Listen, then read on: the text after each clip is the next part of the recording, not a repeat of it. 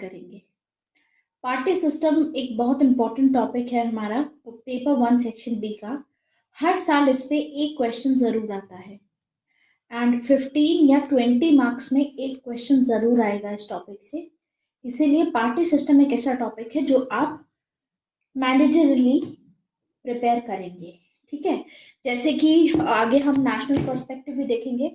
Maximum क्या होता है कि हर साल नेशनल पर्सपेक्टिव पे भी क्वेश्चन आ जाता है, ऐसे ही पार्टी सिस्टम पे भी क्वेश्चन बनता है। ठीक है, तो पार्टी सिस्टम भी एक इम्पॉर्टेंट टॉपिक है, डायरेक्टली पूछा जा सकता है इसमें से। तो पार्टी सिस्टम को कवर करते हैं आज। सबसे पहले देखिए, पार्टी सिस्टम का मतलब है कि पॉलिटिकल पार्टीज की प्रेजेंस होगी, और पॉलिटिकल पार्टीज बहुत ही एक इम्पॉर्टेंट इंस्टीट्यूशन है डेमोक्रेसी के पर्सपेक्टिव से, स्पेशली रिप्रेजेंटेटिव डेमोक्रेसी के पर्सपेक्टिव से। आपको पता है रिप्रेजेंटेटिव डेमोक्रेसी में हम अपने रिप्रेजेंटेटिव्स चुनते हैं, right? India is a representative democracy. Representative में हम अपने रिप्रेजेंटेटिव चुनते हैं, उनको इलेक्ट करते हैं, एंड ये पॉलिटिकल पार्टी से ही आते हैं, ये जो रिप्रेजेंटेटिव होते हैं, और ये सरकार बनाते हैं। तो पॉलिटिकल पार्टीज बहुत सारे रोल प्ले करती हैं, जैसे कि पॉलिटिकल पार्टीज सरकार बनाएंगी, दे विल फॉर्म गवर्नमेंट। तो पहला रोल तो पॉलिटिकल पार्टीज का आ जाता है, फॉर्मेशन ऑफ गवर्नमेंट। साथ ही साथ कुछ पॉलिटिकल पार्टीज होती हैं जो जीत नहीं पाती हैं, तो वो ऑपोजिशन बनाती हैं। जैसे कि हम देखते हैं कि 2014 एंड 2019 के इलेक्शंस में कांग्रेस नहीं जीत पाई, तो कांग्रेस ऑपोजिशन बनाती है, तो ऑपोजिशन का भी काम करते हैं ये। तो ये भी रोल एक इम्पॉर्टेंट है। इसके अलावा हम देखते हैं कि पॉलिटिकल एजुकेशन प्रोवाइड करती हैं पॉलिटिकल पार्टीज। आपके क्या राइट्स हैं, ठीक है, आप किस तरीके से कौन सी पार्टीज को चूज कर सकते हो, अगर सरकार आपके हित में काम नहीं कर रही है तो क्या किया जा सकता है। साथ ही साथ लोगों को सोशलाइज करती है, पॉलिटिकल सोशलाइजेशन का काम करती है। तो हम देखते हैं कि लोगों को अवेयर कराती है पॉलिटिक्स से रिलेटेड जो भी चीजें हो रही हैं, ये पॉलिटिकल पार्टीज का ही काम रहता है, ये पर्पस होता है। बहुत सारे ऐसे स्कॉलर्स हैं, जैसे कि लस्की हैं, हेराल्ड लस्की, इनके बारे में हम पढ़ चुके हैं पहले। इनका मानना है, ही बिलीव दैट, कि पॉलिटिकल पार्टीज बहुत ही असेंशियल होती हैं डेमोक्रेसी के लिए। एंड कुछ ऐसे लीडर्स भी हैं, जैसे गांधी जैसे लीडर्स हो गए, ऐसे ही एम एन रॉय हो गए, ऐसे ही जयप्रकाश नारायण हो गए। ये लोग मानते हैं कि पॉलिटिकल पार्टीज नहीं होनी चाहिए, रादर पार्टीलेस डेमोक्रेसी होनी चाहिए। तो दे बिलीव इन पार्टीलेस डेमोक्रेसी। वैसे भी गांधी का तो आपको पता ही है कि गांधी तो चाहते ही थे कि स्टेट ना हो, बिकॉज स्टेट होगा तो ऑब्वियसली एक्सप्लॉइटेशन होगी। तो स्टेटलेस मान ये चाहते हैं, तो पार्टीलेस डेमोक्रेसी को ही सपोर्ट करेंगे। लेकिन क्वेश्चन ये आता है कि what is this party system? Party system है क्या? पार्टी सिस्टम देखिए, पार्टी सिस्टम का मतलब ये नहीं है कि कितने नंबर ऑफ पार्टीज हैं। It is not based on number of parties, कि इंडिया में कितनी नंबर ऑफ पार्टीज हैं तो पार्टी सिस्टम हो। पार्टी सिस्टम का मतलब होता है कि पार्टीज तो बहुत सारी हैं, लेकिन ऐसी कितनी पार्टीज हैं जिनकी रेलेवेंस एक्चुअली में है, कितनी सिस्टमैटिक रेलेवेंस है हमारी कंट्री में, वो होता है पार्टी सिस्टम। तो इस हिसाब से जो रेलेवेंट पार्टीज है वो बहुत ही कम है। रेलेवेंट में जैसे बीजेपी आ जाती है, कांग्रेस आ जाती है, ऐसे तो बहुत सारी पार्टीज हैं, ठीक है। लेकिन जो सिस्टमैटिकली रेलेवेंट है हमारे लिए पार्टी सिस्टम, उसको हाईलाइट करता है। जैसे इंडिपेंडेंस के टाइम पे 1947 पे बहुत सारी पार्टीज थी, लेकिन उस टाइम पे Indian party system was one party dominant system, क्योंकि एक ही पार्टी डोमिनेट कर रही थी, एंड वो थी कांग्रेस उस टाइम पे। तो ये मतलब है पार्टी सिस्टम का, कि ये वन पार्टी डोमिनेंट है कि मल्टी पार्टी है, कोलिशन है, क्या है, ये होता है पार्टी सिस्टम का मतलब। अभी आज के टाइम पे तो बीजेपी अपनी सिंगल पार्टी है जो पावर में है, सिंगल पार्टी पावर में है, तो इसीलिए वन पार्टी डोमिनेंट सिस्टम का ट्रेंड वापस आ गया है विद बीजेपी। लेकिन पार्टी सिस्टम के यूनिक फीचर्स क्या हैं? पॉलिटिकल पार्टीज के यूनिक फीचर्स क्या हैं इंडिया में? किस तरीके से ये पार्टीज एक दूसरे से डिफरेंट हैं, वेस्टर्न कंट्रीज में कैसे पार्टीज डिफरेंट होती हैं, उनसे कैसे डिफरेंट होती हैं ये, तो वो हमारे लिए जानना ज़रूरी है। तो हम देखेंगे यूनिक फीचर्स क्या हैं of Indian parties, unique features of political parties in India, and साथ ही साथ हम देखेंगे कि ये जो पार्टीज हमारे इंडिया में दिखती हैं ये how they differ from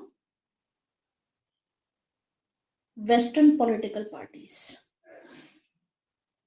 western political parties इनसे कैसे डिफरेंट है। तो इस केस में आप एक कोट कर सकते हो जोया हसन को, जोया हसन को। अब जो चीज मैं स्क्रीन पे लिख रही हूँ, जो व्यूज, ये आपको एज इट इज याद रखनी है। जोया हसन कहती हैं कि political parties in India reflect, इनका कहना है कि जो इंडिया में पॉलिटिकल पार्टीज हैं दे रिफ्लेक्ट मैनी अनयूजुअल फीचर्स, बहुत सारे अनयूजुअल फीचर्स हैं, मतलब बहुत ही अलग अलग से फीचर्स हैं जो इंडिया में पॉलिटिकल पार्टीज हैं उनके अकॉर्डिंग टू जोया हसन। तो सबसे पहले तो ये कहती है कि इंडिया में कोई पॉलिटिकल पार्टीज आइडियोलॉजी के बेस पे नहीं है, there is no concern for ideology. जैसे यूजुअली होता क्या है, पॉलिटिकल पार्टीज किसी आइडियोलॉजी के साथ में ही हम एसोसिएट करते हैं, लेकिन जोया हसन का कहना है कि इस केस में कोई भी कंसर्न नहीं है। इंडिया में पॉलिटिकल पार्टीज एक आइडियोलॉजी से आज के टाइम पे एसोसिएट नहीं करती हैं, rather there is a growth of, this is very important, there is a growth of catch all parties. आज कैच ऑल पार्टीज का, कैच ऑल का मतलब होता है, ये चीज इंपॉर्टेंट नहीं है कि आइडियोलॉजी नहीं फॉलो करते हैं, रादर जो इनको ठीक लगता है सभी सेक्शंस को अपनी तरफ करने की कोशिश करते हैं, ताकि सभी, कैच ऑल पार्टीज का मतलब होता है चाहे किसी भी तबके का इंसान हो, किसी भी लेवल का, किसी भी प्रोफेशन का, किसी भी क्लास का इंसान हो, लेकिन वो इंसान आपकी पार्टी के लिए वोट करना चाहिए। इट डजेंट मैटर कि एससी है, एसटी है, या बैकवर्ड क्लास से बिलोंग करता है, या जनरल कैटेगरी है, या नॉर्थ से बिलोंग करता है या साउथ से बिलोंग करता है। आज के टाइम पे कैच ऑल पार्टीज का कॉन्सेप्ट है। Catch all parties, catch all का मतलब होता है सभी लोगों से वोट पाने की, मतलब इनका जो आज के टाइम पे पार्टी दिखती हैं, they are not concerned with ideology. उनको ये नहीं है कि हम गरीबों के लिए। So am I audible? आवाज मेरी साफ आ रही है?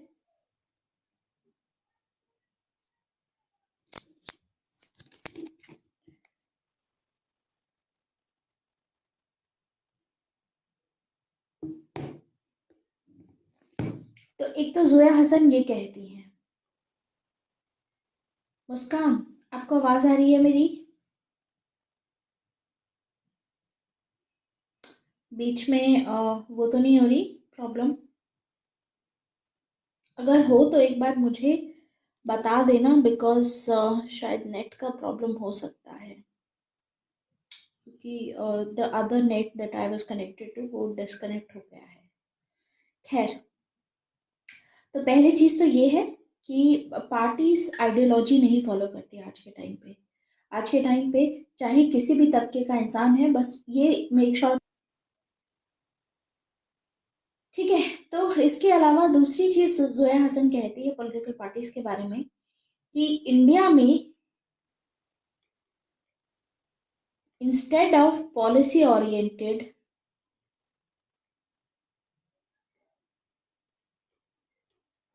पार्टीज जो होती हैं पॉलिसी ओरिएंटेड नहीं होती, मतलब एक पर्टिकुलर पॉलिसी को नहीं फॉलो करेंगी। Parties are office oriented. Office oriented मतलब इनको बस पोस्ट से मतलब होता है कि कैसे भी करके पावर में आया जाए। तो वो जो ऑफिस होता है उस ऑफिस को बेसिकली पाने के लिए कुछ भी करने के लिए तैयार है, सिर्फ पॉलिसी को ओरिएंटेड नहीं होती कि हमको ये पॉलिसी लेके आनी है तो हमको पावर में आना है, रादर इनको ऑफिस चाहिए।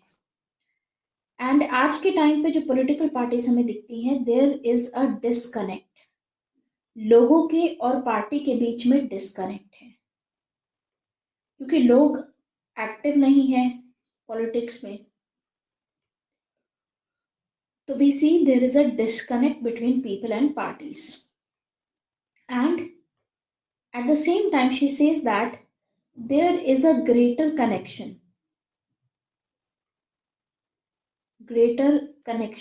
लोगों के बीच में तो देखिए कनेक्शन है नहीं, लेकिन कनेक्शन है political parties and corporate groups के बीच में।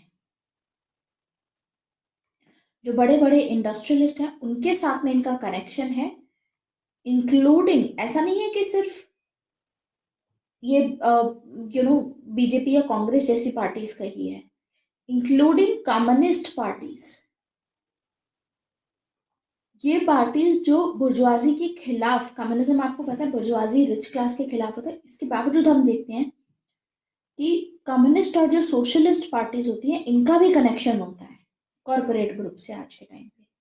तो जोया हसन कहती हैं कि कुछ पार्टीज ऐसी हैं जिनका यूनिक नॉमेनक्लेचर है, सम पार्टीज हैव यूनिक नॉमेनक्लेचर, मतलब एक यूनिक तरीके से ये बनी है। जैसे एग्जाम्पल में आप लिख सकते हो ऑल इंडिया अन्ना द्रविड़, ये पार्टी हो गई, ठीक है, डीएमके। देन इसके अलावा ये बोलती हैं कि none of the party has any grand design. कोई भी पार्टी आप उठा लीजिए, एक पार्टी का ग्रैंड डिजाइन नहीं है। अब बीजेपी को आप ले सकते हो कि बीजेपी ये करना चाहती है, इंडिया को इस लेवल पे पहुंचाना चाहती है, that is just the basic thing, ठीक है, उसको बोल करके पावर में आया जाता है। लेकिन she says according to her perception कोई ऐसा ग्रैंड डिजाइन नहीं है, क्योंकि बीजेपी के आने के बावजूद हम देखते हैं कि लैंड रिफॉर्म्स अभी तक नहीं आए हैं, उसके बावजूद भी एजुकेशन रिफॉर्म्स अभी तक नहीं आए हैं, अभी तक भी colonial way of educational reforms, education हम कर रहे हैं फॉलो, अभी भी हम वही फॉलो कर रहे हैं जो कॉलोनियल मेथड्स थी एजुकेशन में।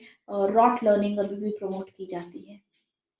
तो कहीं ना कहीं इस चीज को हाईलाइट कर रही हैं ये पॉलिटिकल पार्टीज के बारे में। तो या तो आप एक जोया हसन को कोट कर सकते हो पॉलिटिकल पार्टीज में, पार्टी सिस्टम में, या फिर आप पॉल ब्रास का व्यू भी दे सकते हो। पॉल ब्रास ये भी बहुत एक इम्पोर्टेंट स्कॉलर है हमारे लिए।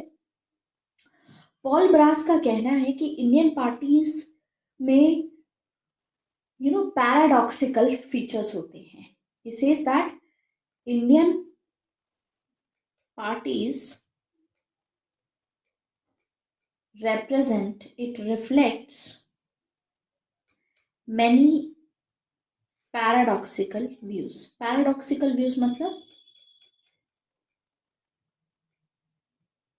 इंडियन पार्टीज में देखिए, एक तो ये गरीबों के साथ मतलब के लिए करते हैं, वोट लेने के लिए बोलते हैं कि हम गरीबों के साथ है, गरीबों के लिए ये करेंगे और गरीबों के लिए ऐसे ऐसे डिसीजंस लाएंगे। एट द सेम टाइम हम देखते हैं कि साथ ही साथ अमीरों को भी ये फायदा करते हैं, ठीक है, अमीरों के लिए भी काम करते हैं। तो पैराडॉक्सिकल हो गया ना कि आप बोल कुछ रहे हो लेकिन आप उसका उल्टा भी कर रहे हो।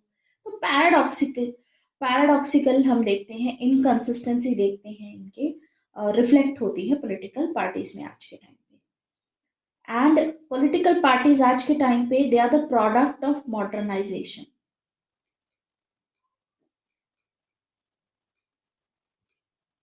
प्रोडक्ट्स ऑफ मॉडर्नाइजेशन,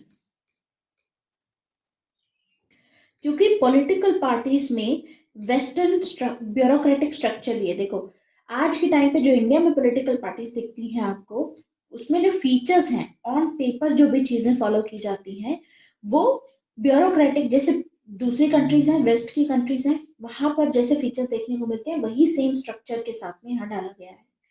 लेकिन जो प्रैक्टिस में है वो इंडिजीनियसली प्रैक्टिसेस फॉलो की जाती हैं। So there is a blend. There is a blend of Western bureaucratic structure with indigenous indigenous political party practices with indigenous political practices and institutions. जैसे कि इंडिया में बात तो डेमोक्रेसी की जाती है, लेकिन लोग जो हैं अपनी अभी तक भी इंडिजिनियस प्रैक्टिस ही फॉलो कर रहे हैं, अपने ही कास्ट वालों को वोट करते हैं। ठीक है। एंड साथ ही साथ पॉलिटिकल पार्टीज हैं, इनमें इंट्रा पार्टी डेमोक्रेसी नहीं होती। They lack intra party democracy, यानी पॉलिटिकल पार्टीज में जो भी एमपीज एमएलए जिसका पार्ट होते हैं, उन्हीं की आपस में नहीं सुनी जाती। ऊपर से हायरार्की है पॉलिटिकल पार्टीज में, ऊपर से जो भी प्रेसिडेंट होता है, पार्टी प्रेसिडेंट जो भी डिसीजन देगा सभी को वो मानना पड़ेगा। तो इसमें ऐसा नहीं होता कि अपने ही जो एमपीज एमएलए हैं पार्टीज के, उनसे मशवरा लिया जाए, उनसे कोई राय ली जाए और उसके बेसिस पे कोई डिसीजन लिया जाए। तो आप पॉल रास को भी कोट कर सकते हैं। और एक बहुत ही इंपॉर्टेंट व्यू है, वो है योगेंद्र यादव का। योगेंद्र यादव का प्रोफेसर योगेंद्र यादव कहते हैं कि जो पॉलिटिकल पार्टीज हैं इंडिया में, they are going through the process of institutionalisation. आज के टाइम पे जो पॉलिटिकल पार्टीज हैं, इनका इंस्टीट्यूशनलाइजेशन हो रहा है और साथ ही साथ डी इंस्टीट्यूशनलाइजेशन भी हो रहा है। कुछ पार्टीज हैं जो बन रही हैं, कुछ पार्टीज हैं जो टूट रही हैं। ठीक है। कुछ पार्टीज हैं जो इंस्टीट्यूशनलाइज करती हैं, प्रॉपर स्ट्रक्चर मैंडेट फॉलो करती हैं। तो हम देखते हैं कि आज के टाइम पे पॉलिटिकल पार्टीज की जो रीच है मासेस के प्रति, वो बहुत ही इंक्रीज हो रही है, बढ़ रही है। Reach of the political parties is increasing. लेकिन साथ ही साथ हम देखते हैं कि जो डेप्थ है, जो इंटेंसिटी है वोटर्स की, वो कम हो रही है। Intensity of voters, the depth of voters, वो डिक्लाइन हो रही है। और इसमें हम देखते भी हैं जब भी वोटिंग होती है तो वहां पर 68% वोटिंग हुई, 59% लोगों ने वोट किया, जितने भी रजिस्टर्ड वोटर्स थे। ये चीज हमको देखने को मिलती है कहीं ना कहीं। तो सभी अभी एक्टिव पार्टिसिपेट नहीं कर रहे हैं, इंटेंसिटी डिक्लाइन हो रही है वोटर्स की। तो जो पॉलिटिकल पार्टीज का जो रोल है, that has got reduced. Political parties का बस अब रोल इतना रह गया है कि उनको वोटिंग के पर्सपेक्टिव से देखा जाता है। एंड उनका जो यू नो ये देखा जाता है कि political party is present because हमें इसको वोट देना है। और पॉलिटिकल पार्टीज बेसिकली इसी काम पे ज्यादा जोर देती हैं। पॉलिटिकल पार्टीज डेमोक्रेटाइजेशन का काम नहीं कर रही हैं आज के टाइम पे। ऐसा नहीं है कि मासेस को अवेयर करें उनके राइट्स के लिए। पॉलिटिकल पार्टीज नेशन बिल्डिंग का काम नहीं कर रही हैं आज के टाइम पे।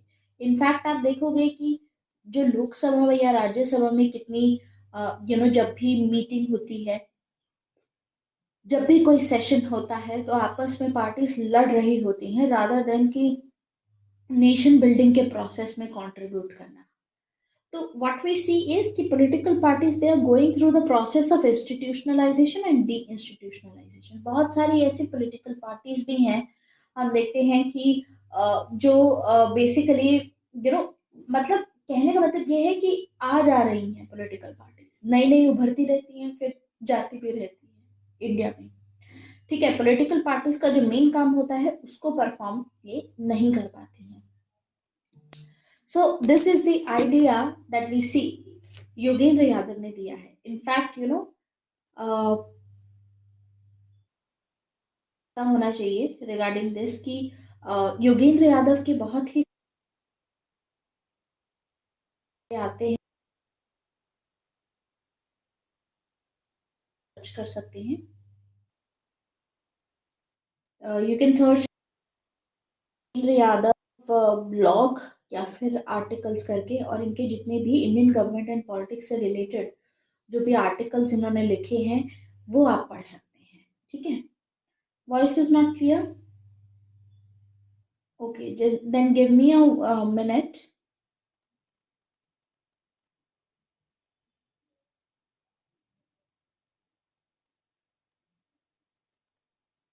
Wait, I am just coming. जो मेरे को ना दूसरा अपना इंटरनेट कनेक्टिविटी करनी पड़ेगी। Wait a minute.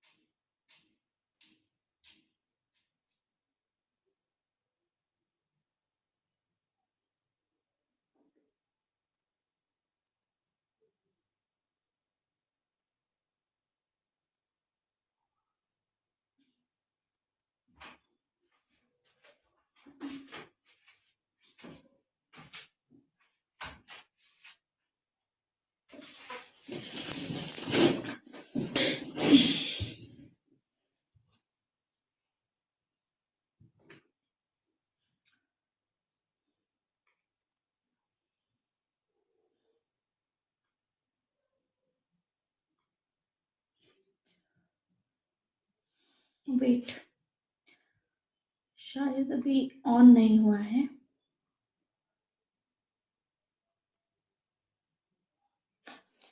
तो किया था, it's the problem. Okay,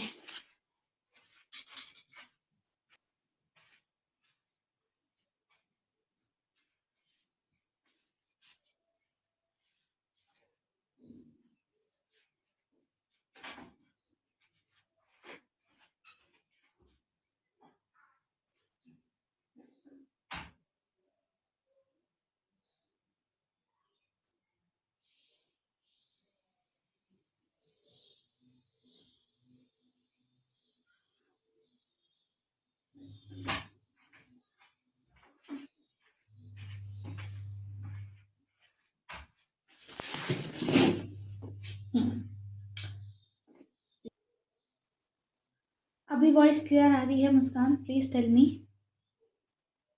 the voice is clear.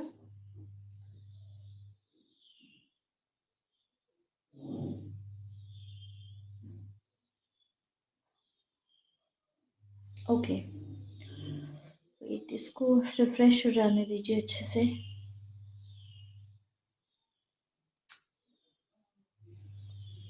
तो योगेंद्र यादव का कहना है कि पॉलिटिकल पार्टीज इन इंडिया.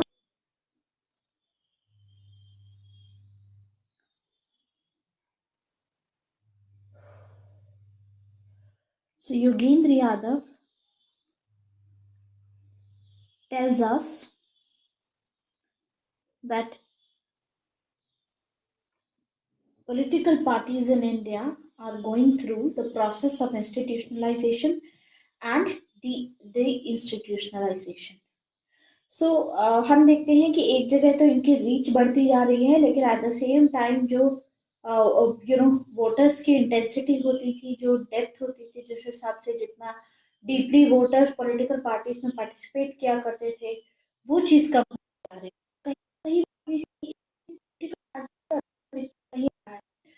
कहीं वोटिंग टाइम पे ज्यादातर एक्टिव होती हैं political parties.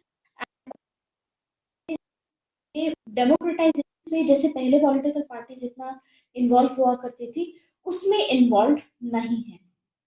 Right? So their reach is increasing, but the depth and intensity of voters is declining. As a result of this, these political parties are reduced.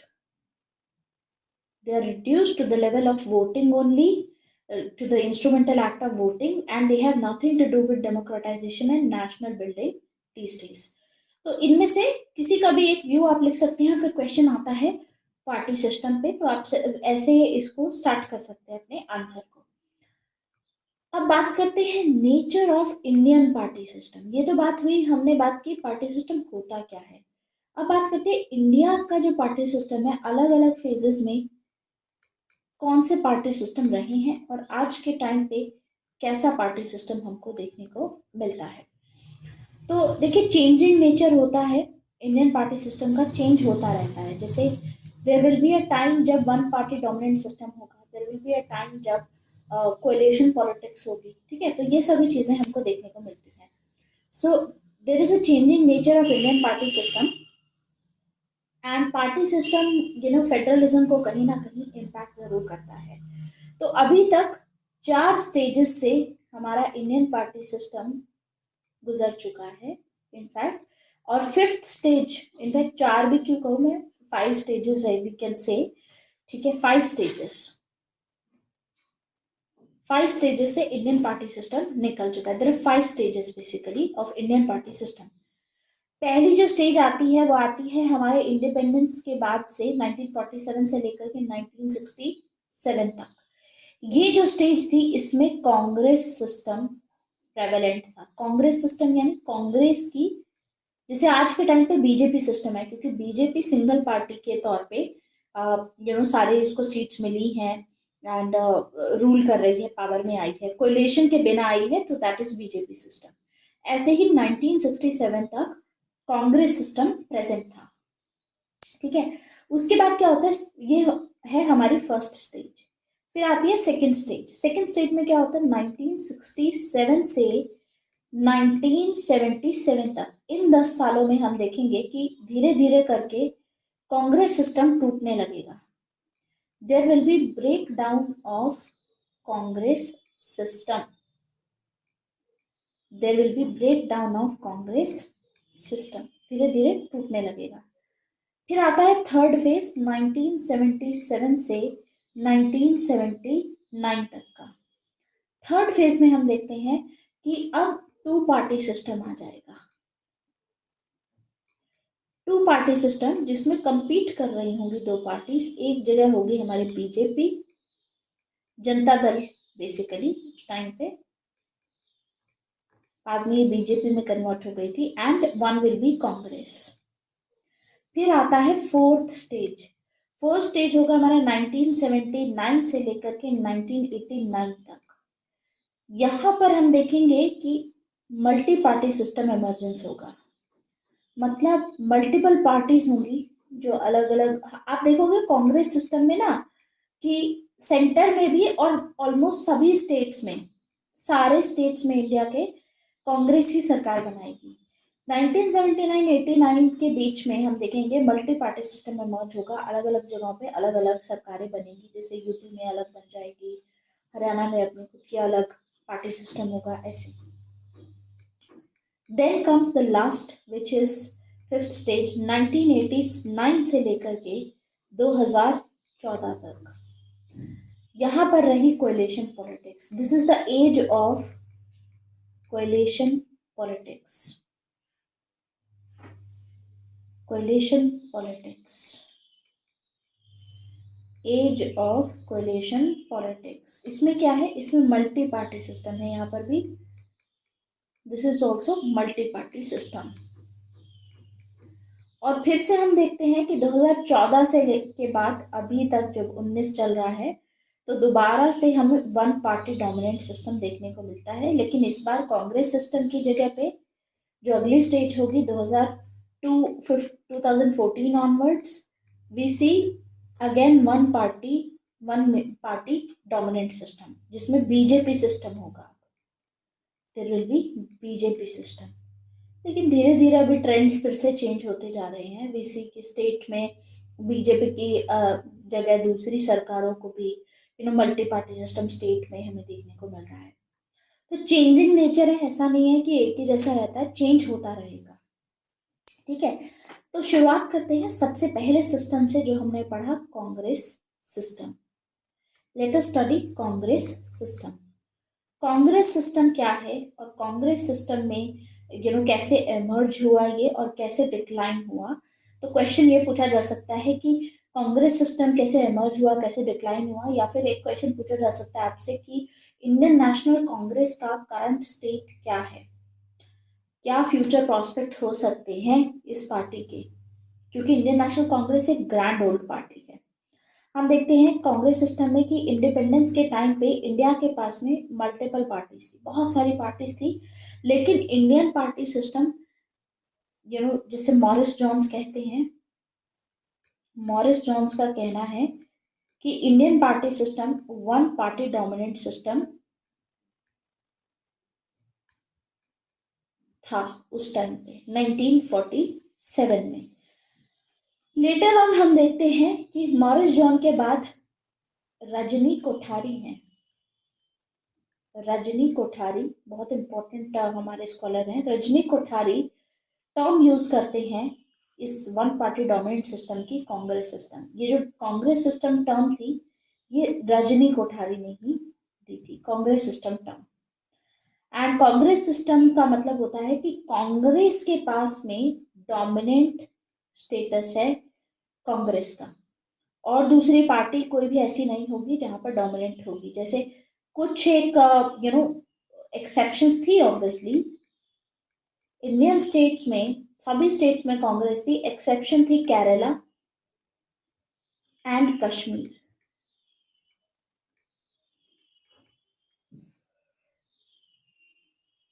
Kerala and Kashmir ये exceptions में आएगा। तो what we see is कि केरला और कश्मीर को छोड़ करके, क्योंकि यहाँ पर जो गवर्नमेंट बनी थी 1967 तक स्टेट लेवल पे, वो कांग्रेस नहीं थी। तो रजनी कोठारी एक्सेप्शन इनको छोड़ करके वैसे बोलते हैं बाकी सभी स्टेट्स में कांग्रेस थी, बिकॉज यहाँ पर कंसेंसस था। So there was, he calls Congress as party of consensus, party of consensus. Congress में कंसेंसस था। देखिए कांग्रेस जो पार्टी है, आपको पता है कि फ्रीडम स्ट्रगल में काफी इंपॉर्टेंट रोल प्ले किया है कांग्रेस ने, तो उस हिसाब से कांग्रेस कहीं ना कहीं एक इम्पॉर्टेंट रोल ही प्ले करेगी। And what we see is कि कंसेंसस जनरेट होगा, इनके रोल की वजह से यहाँ पर बहुत ही ज्यादा इनकी रिस्पेक्ट रहेगी इस पार्टी के प्रति। और दूसरी पार्टीज को माना जाता था, कांग्रेस को बोलते थे पार्टी ऑफ कंसेंसस, और जो अदर पार्टीज थी उस टाइम की 1967 तक जो दूसरी पार्टीज थी, इनको माना जाता था पार्टीज ऑफ प्रेशर, कि कांग्रेस पे प्रेशर क्रिएट करने के लिए बाकी सभी पार्टीज हैं। अदरवाइज कांग्रेस कंसेंसस है, लोगों ने कंसेंसस दे करके सभी लोगों ने कांग्रेस को जिताया है, कांग्रेस को वोट दिया है, बिकॉज दे सपोर्ट कांग्रेस। तो Congress was the party of consensus. लेकिन क्यों? क्योंकि रजनी कोठारी का कहना है कि कांग्रेस एक रेनबो कोएलिशन था। कांग्रेस एक ऐसी पार्टी थी जिसमें अलग अलग तबके के लोग, अलग अलग आइडियाज के लोग भी ज्वाइन किया था उन लोगों ने। ठीक है, कांग्रेस एक अपने आप में ग्रैंड कोएलिशन थी, एक रेनबो कोएलिशन थी, ग्रैंड कोएलिशन थी। कांग्रेस के जो प्रोग्राम्स थे वो इस तरीके से थे कि हर किसी सेक्शन को कांग्रेस ने यहाँ पर तवज्जो दी हुई थी, हाईलाइट किया हुआ था, चाहे वो SC ST हो, माइनॉरिटीज हो, और आपके बुर्जुआजी क्लास हो, हर किसी को ऐसे प्रमोट किया हुआ था। इसीलिए कांग्रेस एक पार्टी ऑफ कंसेंसस थी, रेनबो कोalition थी। तो लोगों ने कांग्रेस को ही 20 सालों तक, हम देखेंगे कि लगातार कांग्रेस पावर में ही रहेगी। और जो दूसरी पार्टीज थी वो पार्टीज ऑफ प्रेशर थी। तो क्यों पार्टीज ऑफ प्रेशर थी? क्योंकि ये एक तरीके से ऑपोजिशन जो पार्टीज हैं प्रेशर ग्रुप्स का काम करती थी। क्योंकि ये क्या करेंगी, ये एक तरीके से जो भी पॉलिसीज कांग्रेस लाने की कोशिश करेगी उन पॉलिसीज पे लोगों के वेलफेयर में लाने के लिए, लोगों के हित में लाने के लिए ये लोग प्रेशर जनरेट करते थे। और एक यूनिक फीचर ये था, देखिए यूनिक फीचर ये है, चाइना में अगर आप देखोगे तो चाइना भी तो एक सिंगल पार्टी डोमिनेंट सिस्टम है। China is also single party dominant system. और हमने देखा कि 1967 तक इंडिया भी सिंगल पार्टी डोमिनेंट सिस्टम था।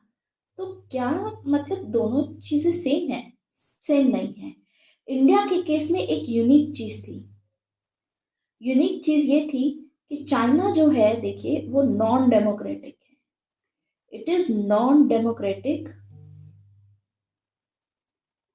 One party system. लेकिन जो इंडियन पार्टी सिस्टम है इसमें अभी भी डेमोक्रेटिक कैरेक्टर है। चाहे हम देखेंगे कि पार्टी में कांग्रेस थी डोमिनेंट, 20 सालों तक डोमिनेंट रही, सभी इसी को वोट करते थे, कांग्रेस ही इन 20 सालों के लिए रेलेवेंट थी। लेकिन एटलीस्ट ये डेमोक्रेटिक कैरेक्टर पे बेस्ड था, यानी लोग चूज करते थे, लोगों की चॉइस थी। दूसरी पार्टीज भी प्रेजेंट थी वहां पर, लेकिन जो रूलिंग पार्टी होगी वो ऑटोक्रेटिक नहीं हुई। कांग्रेस ऑटोक्रेटिक नहीं होगी यहाँ पर, कंपैरेटिवली डेमोक्रेटिक कैरेक्टर यहाँ पर रिटेन किया जाएगा। चाइना में हम देखेंगे तो ऑटोक्रेसी हमको दिखेगी। ठीक है, तो ये एक चीज यूनिक है। एंड कांग्रेस सिस्टम का रीजन यही था, देखिए हेजीमनी क्रिएट हो रखी थी कांग्रेस की, क्योंकि कांग्रेस ने नेशनल मूवमेंट में, फ्रीडम स्ट्रगल में बहुत ही एक इम्पोर्टेंट रोल प्ले किया था। इसीलिए कांग्रेस एक मास पार्टी बन गई थी। इसीलिए कांग्रेस सिस्टम में हम देखेंगे that was a mass party, Gandhi की लीडरशिप के अंडर में स्पेशली। और कांग्रेस ने सेंट्रिस्ट एजेंडा अपना फॉलो किया। तो कांग्रेस ने कम्युनलिज्म को रिजेक्ट किया, कम्युनिज्म को रिजेक्ट किया। एंड इनफैक्ट पंडित नेहरू ने बहुत एक इम्पॉर्टेंट रोल प्ले किया है कांग्रेस सिस्टम को मेंटेन करने के लिए। क्योंकि नेहरू का अगर रोल देखें तो कांग्रेस सिस्टम में role of Nehru is very essential. Pandit Nehru का कहना था कि he was a basically very learned and idealist prime minister. ठीक है, तो हम देखते हैं कि नेहरू कहीं ना कहीं डेमोक्रेटिक इंटेलेक्चुअल क्लाइमेट को प्रमोट करते थे कांग्रेस सिस्टम में। यानी पार्टी में सभी एमपीज एमएलएज हैं, उनसे विचार विमर्श करके ही कोई डिसीजन लिया जाता था। तो यहाँ पर डेमोक्रेटिक इंटेलेक्चुअल क्लाइमेट था पार्टी के अंदर ही। ठीक है, और नेहरू हमेशा freedom of speech and expression को प्रमोट करते थे। तो जो भी लोग थे जो इसका पार्ट थे, उनको कभी ऐसा नहीं लगा कि उनकी नहीं सुनी जा रही है, वो जिनको रिप्रेजेंट करते हैं उनके इंटरेस्ट को नहीं तवज्जो दी जा रही है। As a result of this हमें देखने को मिलेगा कि कहीं ना कहीं ये लोग सपोर्ट करेंगे कांग्रेस को, ब्रेक डाउन नहीं होगा कांग्रेस का इस टाइम तक। नेहरू स्पेशली माइनॉरिटीज को लेकर के काफी सेंसिटिव थे कि माइनॉरिटीज के भी कुछ राइट्स हैं, तो माइनॉरिटीज को लेकर के सेंसिटिविटी थी और उनके हक के लिए भी लड़ते थे। इनफैक्ट नेहरू ये भी बहुत आसानी से कन्विंस कर पाए लोगों को, he was able to convince the masses की जो कांग्रेस है it is very very important, it is very very critical. अगर हमारे नेशन को सरवाइव करना है for the survival of our nation, बिना कांग्रेस के नहीं होगा, ये कन्विंस किया हुआ था नेहरू ने। लेकिन हम देखते हैं कि ये सिर्फ 20 सालों तक चलेगा। नेहरू की डेथ होने के बाद में लाल बहादुर शास्त्री 1 साल के लिए आएंगे, उनकी भी डेथ हो जाएगी, इंदिरा गांधी आएंगी और तब तक आते आते कांग्रेस का ब्रेक डाउन हो जाएगा। तो स्टेज 1 हम कंप्लीट कर चुके हैं, अब हम आ चुके हैं स्टेज नंबर 2 पे। अब स्टेज नंबर 2 आती है। स्टेज नंबर 2 में ब्रेक डाउन होगा कांग्रेस सिस्टम का। There will be break down of Congress system, और ये ब्रेक डाउन स्टार्ट होगा 1967 में। कांग्रेस बहुत सारे ऐसे स्टेट्स थे, इनफैक्ट 9 स्टेट्स थे इंडिया के उस टाइम पे 1967 में, जिसमें कांग्रेस अपनी मेजोरिटी लूज कर दी थी। Congress lost majority in states, यहां से ब्रेक डाउन शुरू होगा। इनफैक्ट 8 स्टेट्स ऐसे थे, इनमें से हम देखेंगे पहली बार इन 8 स्टेट्स में हार जाएगी कांग्रेस और एक नॉन कांग्रेस पार्टी पावर में आएगी, एक नॉन कांग्रेस गवर्नमेंट बनेगी। एंड जो 9th स्टेट था, इसमें से ये 9 स्टेट्स की मैं बात कर रही हूँ, 8 स्टेट ऐसे थे जिसमें नॉन कांग्रेस गवर्नमेंट बनी, और जो 9th स्टेट था, जो 9वां स्टेट था, उसमें हम देखेंगे कि कांग्रेस पावर में आ पाई लेकिन कोएलिशन में दूसरी पार्टी के साथ में कोएलिशन बनाना पड़ा, तब कांग्रेस पावर में आई। तो धीरे धीरे ब्रेक डाउन यहाँ से शुरू हो चुका था। रीजन क्या था ब्रेक डाउन का? रीजन देखिए, कुछ इंटरनल फैक्टर्स भी थे और कुछ एक्सटर्नल फैक्टर्स भी थे, जिसकी वजह से जो कांग्रेस का सिस्टम है वो डिक्लाइन होना शुरू हुआ। तो there were internal factors and external factors. सबसे पहले इंटरनल फैक्टर्स को कवर करते हैं। इंटरनल फैक्टर्स में देखिए, सबसे पहला फैक्टर ये था कि डेमोक्रेसी अंदर अंदर ही अंदर कहीं ना कहीं डी इंस्टीट्यूशनलाइज हो रहा था। डी इंस्टीट्यूशनलाइज मतलब कि अब क्या हो रहा था, पहले जैसे नेहरू होते थे अपने लोगों को पूछते थे, उनके व्यू पॉइंट सुनते थे, और जितने भी एमपी एमएलए थे उनकी पूछ होती थी, उनसे विचार विमर्श करके पॉलिसीज लाई जाती थी। यहाँ पर अब नहीं होगा। इंटरनल फैक्टर ये था कि अंदर की जो डेमोक्रेसी थी, पार्टी के अंदर की जो डेमोक्रेसी थी, वो डी इंस्टीट्यूशनलाइज होने लगी। So one of the reason was deinstitutionalise of democracy within the party.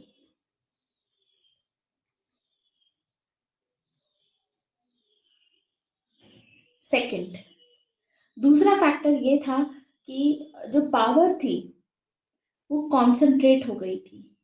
तो concentration of power in the hand of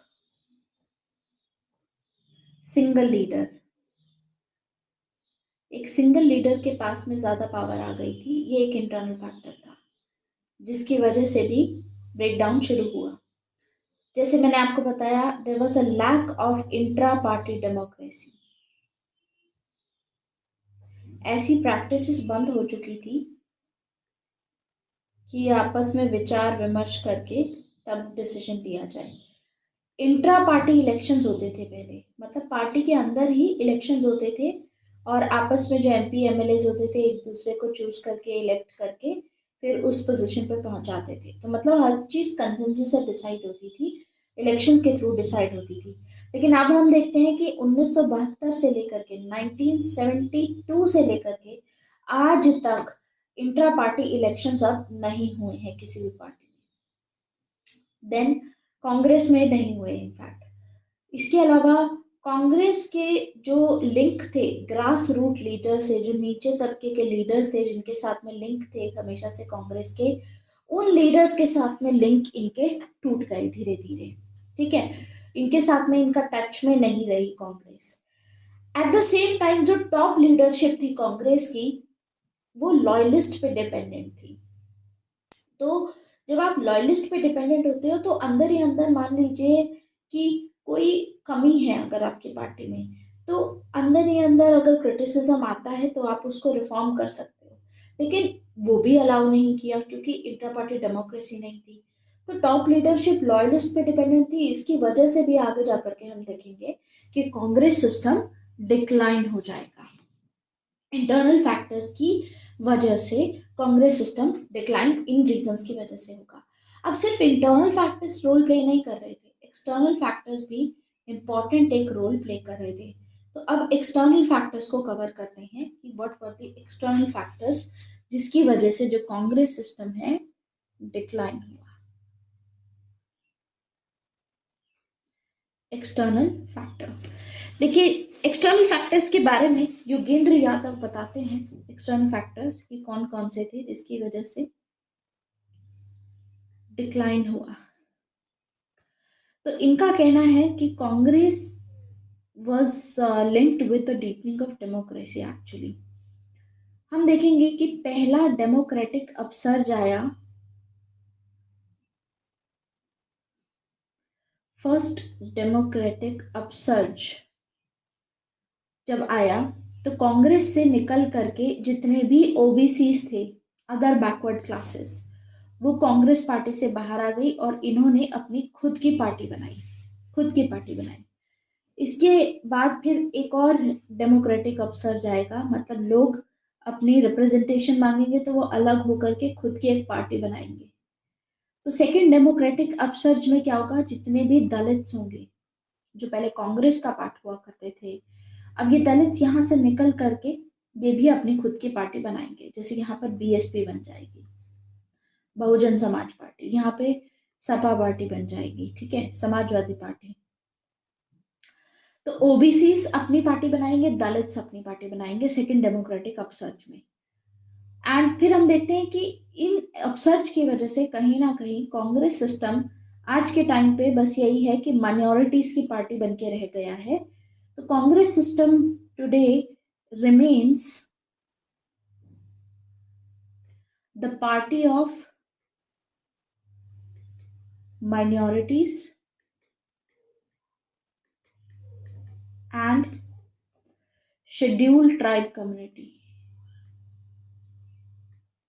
scheduled tribe community,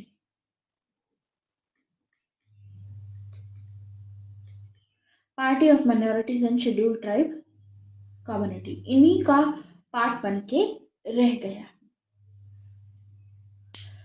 सिर्फ यही है अब कांग्रेस में है जो एट प्रेजेंट। इनफैक्ट कांग्रेस का अगर हम सोशल बेस देखें कि कितने लोगों ने 2014 के इलेक्शंस में कांग्रेस को सपोर्ट किया, तो इसमें 2014 का अगर हम डेटा देखें तो माइनॉरिटीज से और बाकी सब जगहों से मिला करके ऑलमोस्ट माइनॉरिटीज में भी 35% of minority votes have gone to Congress. Social base इतना कम हो गया है, ये भी रीजन है कि कांग्रेस सिस्टम का ब्रेकडाउन हुआ है। एंड रीजन इसके पीछे देखो, ओबीसी जो बाहर आए थे, ओबीसी क्यों बाहर आए, रीजन था ग्रीन रेवोल्यूशन।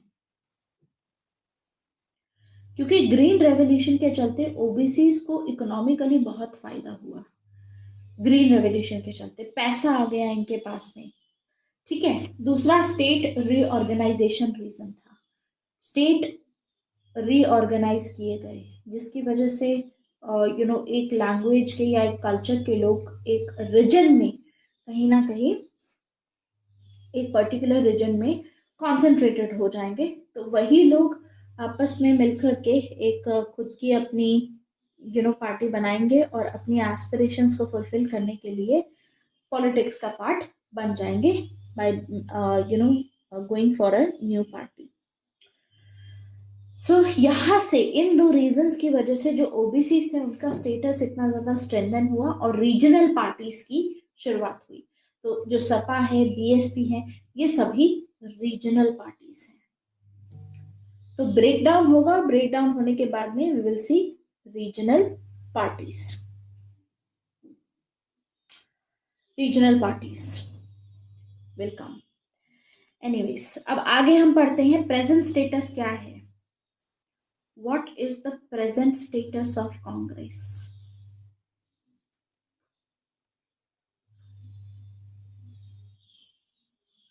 प्रेजेंट स्टेटस क्या है कांग्रेस का? आज के टाइम पर अगर कांग्रेस का स्टेटस देखोगे तो according to one scholar Suhas Palshikar, Suhas Palshikar का कहना है प्रेजेंट स्टेटस के मैटर में कि Congress is not in the state of decline, rather he says that Congress आज के टाइम पे डिक्लाइन नहीं हो रही है। ऐसा नहीं है कि कांग्रेस सिस्टम नीचे चला जा रहा है, रादर कांग्रेस इज डेड। 2014 के इलेक्शंस के बाद सुहास पालेशकर ने जो कहा, उन्होंने कहा कि Congress is not in the state of decline, rather 2014 का जो इलेक्शन हुआ था it marks the death of Congress, the death of Congress, कि कांग्रेस इज डेड बेसिकली। क्योंकि जितनी नंबर ऑफ सीट्स कांग्रेस को यहाँ पर मिली है 2014 के इलेक्शन में, that was even less than the number of seats Congress got after emergency। emergency जो इम्पोज की थी इंदिरा गांधी ने, इमरजेंसी में ही हम देखेंगे 1977 में जब इलेक्शंस होंगे इमरजेंसी के बाद, खत्म होने के बाद 1975 से लेकर के 70 तक इमरजेंसी लागू थी इंडिया में, राइट। और इमरजेंसी के बाद हम देखेंगे 1977 में कहीं ना कहीं कि जो जनता पार्टी आएगी, जनता दल आएगी पावर में। इमरजेंसी के बाद भी इतना बुरा हाल नहीं हुआ था कांग्रेस का, उनको बिकॉज इमरजेंसी का डिसीजन लिया था, तो उसके बावजूद इनको बेहतर वोट मिल गए थे। 2014 के इलेक्शंस के बाद तो बहुत कम वोट मिले हैं इनको। और कांग्रेस का जो सोशल बेस हुआ करता था, सोशल बेस क्या होता है कि सोसाइटी में कौन से कैटेगरी के लोग हैं, कौन से क्लास के लोग हैं, या कौन से ऐसे लोग हैं सोसाइटी में से जो वोट कर रहे हैं, तो इनका माइनॉरिटी से और शेड्यूल ट्राइब से आता है ज्यादातर जो वोट आता है। और साथ ही साथ टेरिटोरियल बेस भी होता है एक पार्टी का। टेरिटोरियल बेस मतलब कौन सी पर्टिकुलर रीजन से हमेशा जो है कांग्रेस ही जीतती है, ठीक है, कांग्रेस को वहीं से ज्यादा सीट्स मिलती है, या कांग्रेस इस पर्टिकुलर स्टेट में या इस पर्टिकुलर टेरिटरी में मान लीजिए कि डोमिनेंट है, तो उसकी बात की जाती है। तो उसके रिगार्डिंग इनका कहना था कि आज के टाइम पे कांग्रेस का सोशल बेस भी श्रिंक हो गया है, कम हो गया है, और टेरिटोरियल बेस भी कम हो गया है, श्रिंक हो गया है। कांग्रेस इनफैक्ट आज के टाइम पे माइनॉरिटीज की पार्टी रह गई है। तो प्रेजेंट इलेक्शन में अगर देखोगे तो Congress even lost the Congress state. 2014 का जो इलेक्शन हुए थे उसमें कांग्रेस लॉस्ट ऑलमोस्ट जो कांग्रेस स्टेट हुआ करते थे, जैसे कि दिल्ली, हरियाणा, महाराष्ट्र, असम, कि बहुत सारे ऐसे स्टेट थे जहां पर हमेशा कांग्रेस ही डोमिनेट रहती थी, उसके बावजूद यहाँ कांग्रेस हार गई। एंड एट प्रेजेंट जो नॉन कांग्रेस स्टेट्स हैं वो है तमिलनाडु, ठीक है, यूपी, ठीक है, Bihar, West Bengal, Jharkhand, Sikkim, these are the non Congress state.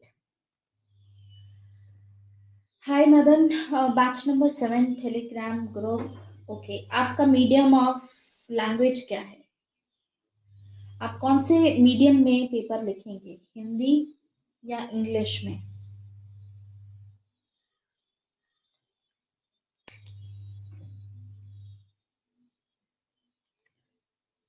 Yes,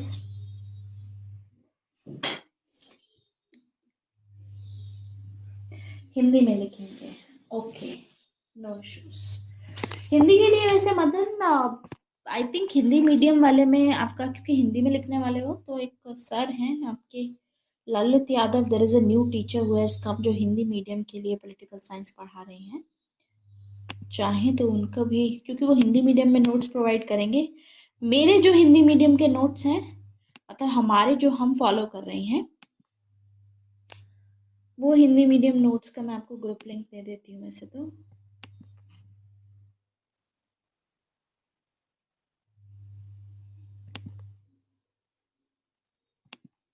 उसमें कुछ पीडीएफ्स हैं फुल फ्लेजेड, उसको भी फॉलो कर सकते हो आप चाहो तो। But this is the group. ठीक है, दिस इज द ग्रुप।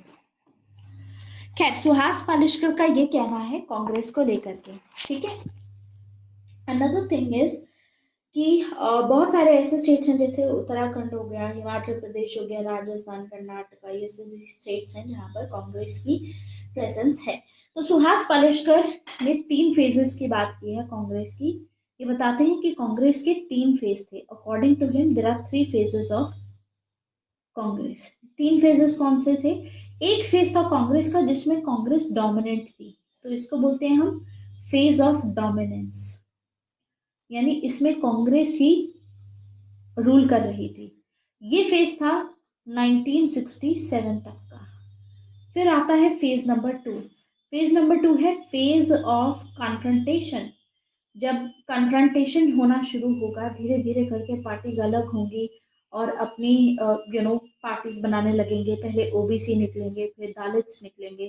तो 1987 तक आया फेज ऑफ कन्फ्रंटेशन। उसके बाद से कांग्रेस का फेज चल रहा है सर्वाइवल का। कांग्रेस सर्वाइव करने की कोशिश कर रही है, और ये चल रहा है फ्रॉम 1987 ऑनवर्ड्स। ये 1967 से लेकर के 87 तक था, ये 87 ऑनवर्ड्स है। 87 ऑनवर्ड्स टिल प्रेजेंट भी अभी यही है कि कांग्रेस अपना सर्वाइवल के लिए ढूंढ रही है, क्योंकि कोलेशन पॉलिटिक्स चल रही थी। कोलेशन में दूसरी पार्टीज के साथ में मिलकर के ही पावर में आ पा रही थी कांग्रेस, अदरवाइज नहीं आ पा रही थी। वो भी यूपीए की सरकार थी, कांग्रेस तो खैर क्या ही बोलेंगे। तो सुहास पालिशकर इसीलिए बोलते हैं कि 2014 के इलेक्शंस के बाद कांग्रेस सिस्टम की डेथ हो चुकी है। तो फ्यूचर प्रोस्पेक्ट्स क्या है कांग्रेस के लिए, क्या किया जा सकता है, इसके मामले में प्रताप भानु मेहता लिखते हैं कि कांग्रेस को क्या करना चाहिए फ्यूचर में। प्रताप भानु मेहता। प्रताप भानु मेहता का कहना है कि कांग्रेस को सबसे पहले तो ये जो मेजोरिटी माइनॉरिटी कॉम्प्लेक्स है,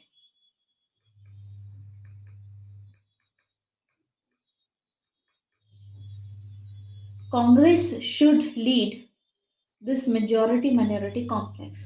कांग्रेस को स्ट्रेटेजिक अलायंसेस बनाने होंगे। अलायंस नहीं बना पा रही है कांग्रेस अच्छे से। सही अलायंसेस, स्ट्रेटेजिक अलायंसेस बनाने होंगे कांग्रेस को। इंस्टेड कि ये पार्टी ऑफ डिफेंस की तरह एक्ट करे, कांग्रेस को पार्टी ऑफ ट्रांसफॉर्मेशन की तरह एक्ट करना चाहिए। ट्रांसफॉर्मेशन मतलब अपने आप को ट्रांसफॉर्म करना चाहिए कांग्रेस को। कांग्रेस अपने आप को जब ट्रांसफॉर्म करेगी, जब सोशल मूवमेंट्स की तरह ऑर्गेनाइज करेगी, अपने आप को सिर्फ वोटिंग पर्सपेक्टिव से ना देख करके बाकी सभी एरियाज में भी काम करेगी लोगों के हित के लिए, तो कांग्रेस दोबारा वापस आ सकती है। तो प्रताप भानु मेहता का ये कहना है। ठीक है, अब हमने कांग्रेस सिस्टम समझ लिया, अब समझते हैं कोएलिशन पॉलिटिक्स के बारे में।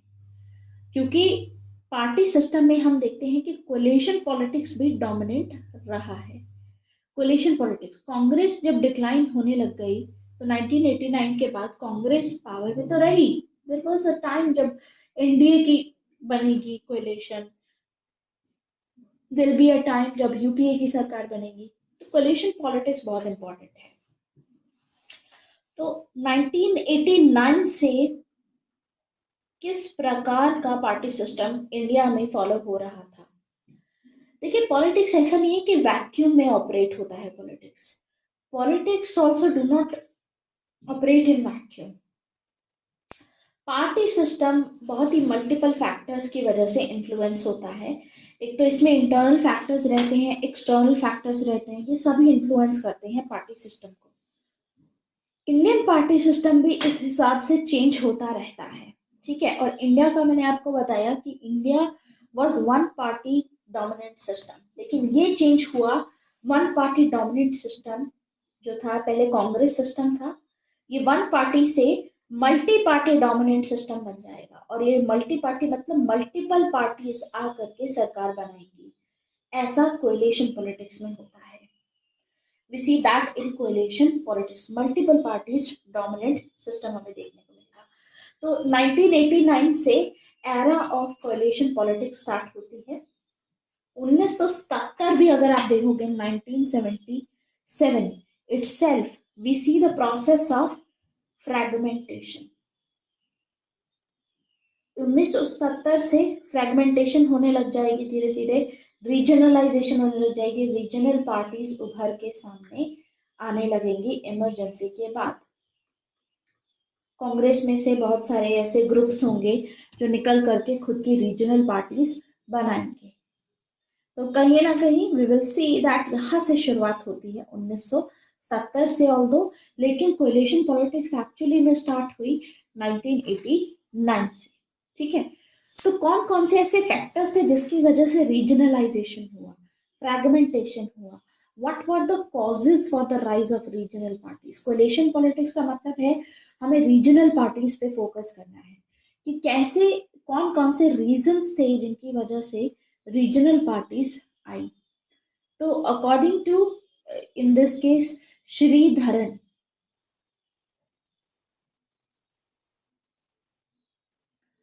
इनका कहना है कौन कौन से कॉजेस थे कि कुछ इंस्टीट्यूशनल फैक्टर्स थे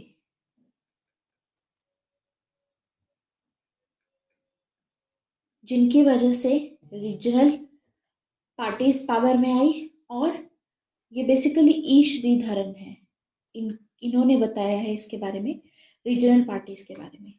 कुछ इंस्टीट्यूशनल फैक्टर्स थे और कुछ सोशियो इकोनॉमिक फैक्टर्स थे, सोशल एंड इकोनॉमिक फैक्टर थे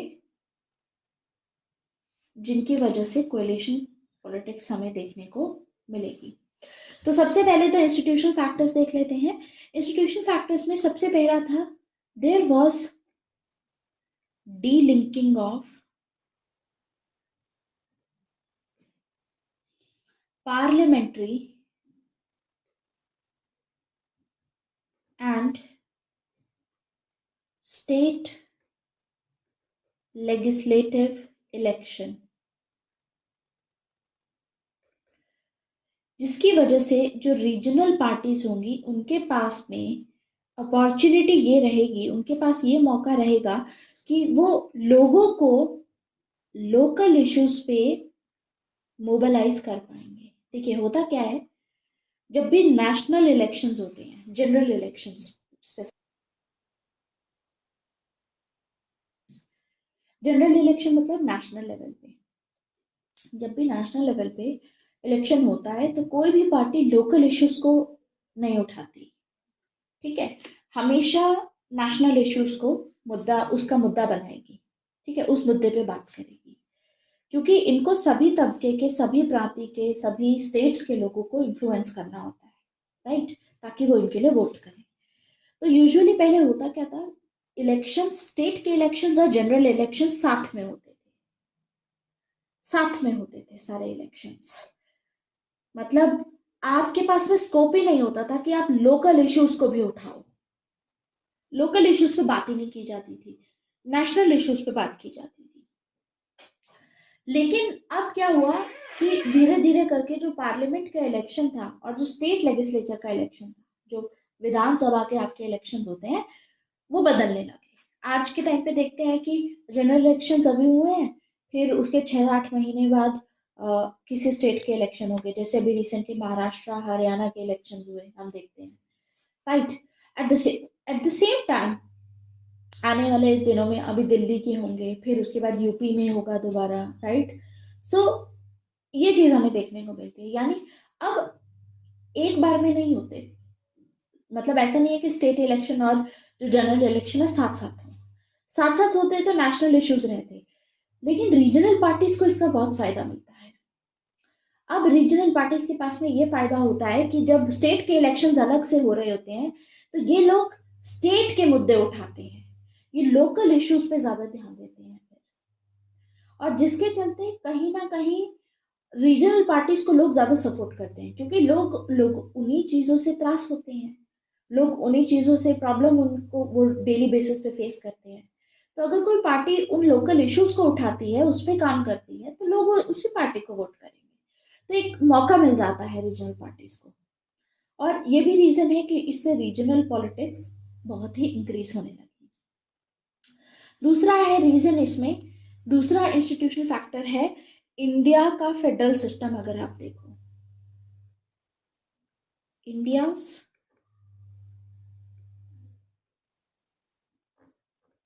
federal system, that is another factor. India federal system में क्या है, देखिए स्टेट गवर्नमेंट ज्यादातर डील करती है उन इश्यूज पे जो कि डेली बेसिस पे रेलेवेंट होते हैं, राइट। लेकिन कहीं ना कहीं इसका फायदा मिलता है रीजनल पार्टीज को।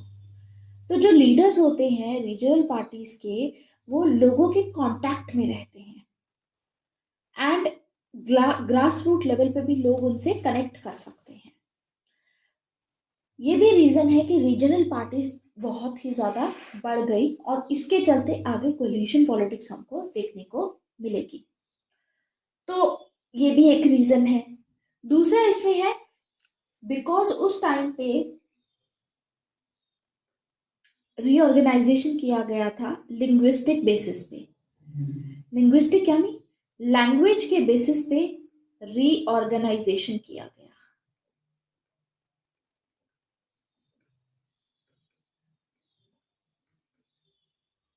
लैंग्वेज के बेसिस पे।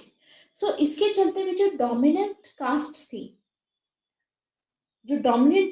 थी वो अपनी रीजनल पार्टीज बना पाई, क्योंकि लैंग्वेज के बेसिस पे अब आप एक जगह पे कॉन्सेंट्रेटेड हो गए। तो अब आप अपने ही लोगों को, उनके इंटरेस्ट को वो करने के लिए, प्रमोट करने के लिए, उनके साथ में बेटर कनेक्टिविटी के साथ में, बेटर कांटेक्ट के साथ में आप पावर में आ सकते हो, उनको बेटर मोबिलाइज कर सकते हो, इन्फ्लुएंस कर सकते हो, बेहतर इन्फ्लुएंस किया जा सकता है। इसके अलावा एक और रीजन था इंस्टीट्यूशनल फैक्टर्स में, that was the suspension of democracy and the introduction of this emergency that has led to the fragmentation of Congress। बहुत बड़ा फैक्टर था जिसकी वजह से कांग्रेस टूटा, that was emergency। इमरजेंसी की वजह से भी कहीं ना कहीं जो रीजनलाइजेशन थी, रीजनल पार्टीज जो थी, उनको बहुत ही स्ट्रेंथ मिली। तो एक तो ये फैक्टर्स थे, ये इंस्टीट्यूशनल फैक्टर्स अभी मैंने डिस्कस किए हैं, जिसके चलते हम देखेंगे कि रीजनल पार्टीज की इंपॉर्टेंस बढ़ जाएगी, लोग इनको ज्यादा सपोर्ट करेंगे, और ये पार्टीज जो होंगी पावर में आएंगी, और धीरे धीरे करके जो कांग्रेस का जो भी इंस्टीट्यूशन होगा that will go away, dominance होगी, दैट विल गो अवे। तो कॉन्सिक्वेंसेस क्या रहेंगे, ये तो अभी हमने इंस्टीट्यूशनल फैक्टर देखे। अब देखते हैं socio economic factor. Social and economic factor कौन कौन से थे जिसकी वजह से रीजनलाइजेशन शुरू हुई, रीजनल पार्टीज को ज्यादा सपोर्ट किया गया। सबसे पहला फैक्टर था यहाँ पर ग्रीन रेवोल्यूशन। ग्रीन रेवोल्यूशन के चलते जो भी ओबीसी थे, जो जाट एंड यादव थे, ये लोग यू नो बेसिकली छोटे लेवल से इंटरमीडिएट लेवल पे आ गए, इंटरमीडिएट कास्ट राइज हुई इसके चलते, और रीजनल बेसिकली इनकी पावर जो थी इसके चलते जो पॉलिटिकल स्फेयर में होगी वो बढ़ जाएगी, तो ये अपनी ही पार्टीज क्रिएट कर लेंगे। सेकंड, ग्रीन रेवोल्यूशन के बाद रीजन आता है इंडिया में जो सोशल स्टेटस था, उस टाइम पे जो सोशल क्लीवेज था, वो लोगों को एथनिक ग्राउंड्स पे बेसिकली कंटिन्यूसली मोबिलाइज किया जा रहा था। तो एथनिक ग्राउंड्स की वजह से भी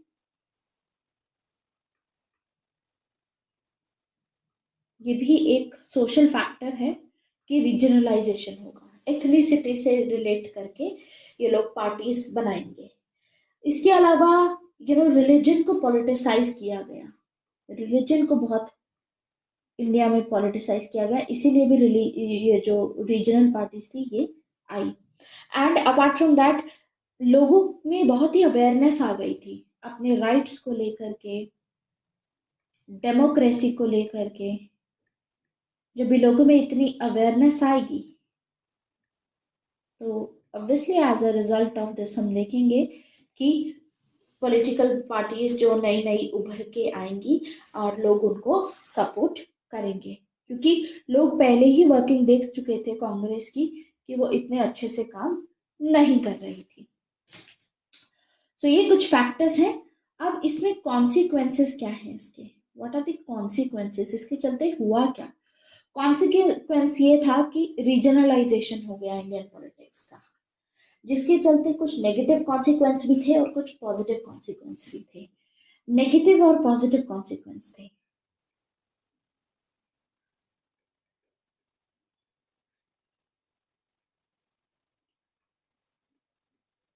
सो सबसे पहले देखते हैं कि पहली चीज थी that this has given rise to you know coalition politics. Regionalisation के चलते सबसे पहले तो कोएलिशन पॉलिटिक्स की शुरुआत हुई। दूसरा था कि कोएलिशन पॉलिटिक्स के चलते coalition politics in the absence of this, क्योंकि हेल्दी कोएलिशन नहीं होगा,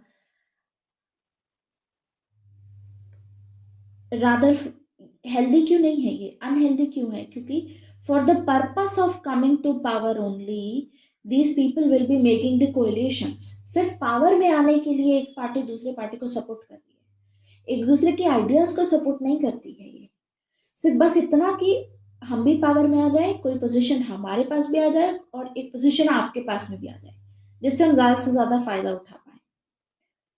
इस चक्कर में कोलेशंस बनाई गई, हेल्दी कोलेशंस नहीं थी ये। और क्योंकि हेल्दी कोलेशंस नहीं थी तो पॉलिसी पैरालिसिस हमको देखने को मिलता है। यानी कोई भी अगर सरकार अच्छा काम करने की कोशिश करेगी तो वही पार्टी के जो सपोर्टर्स हैं वो उनको सपोर्ट नहीं करेंगे, जिसकी वजह से ऐसी पॉलिसी पे काम नहीं होगा और कोई चेंज नहीं लाया जा सकेगा। ठीक है, then we see that next thing is policy paralysis के बाद वी सी देयर वाज इसके साथ में ही पैसे का, पावर का बहुत रोल बढ़ गया था, मसल पावर का स्पेशली।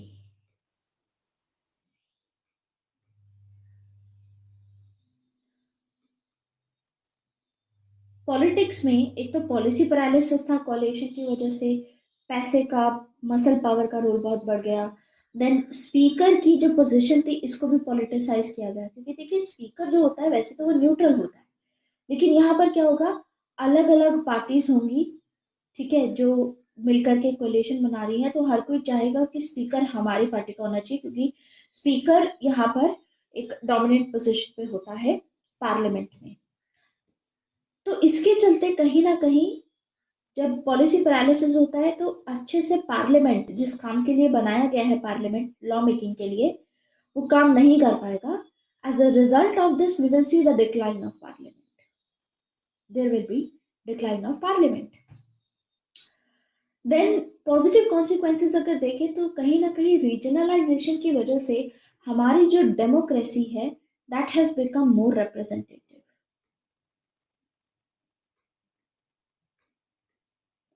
क्योंकि अब अलग अलग एरियाज के जो भी लोग हैं उनके अपने चुने हुए रिप्रेजेंटेटिव हैं, जो उनके प्रॉब्लम से बहुत ही ज़्यादा एसोसिएटेड हैं बेसिकली, तो वो ज़्यादा बेहतर काम कर सकते हैं। तो एक तरीके से डेमोक्रेसी रिप्रेजेंटेटिव हो गई, ये पॉजिटिव कॉन्सिक्वेंस था इसका, ज़्यादा रिप्रेजेंटेटिवनेस आ गई।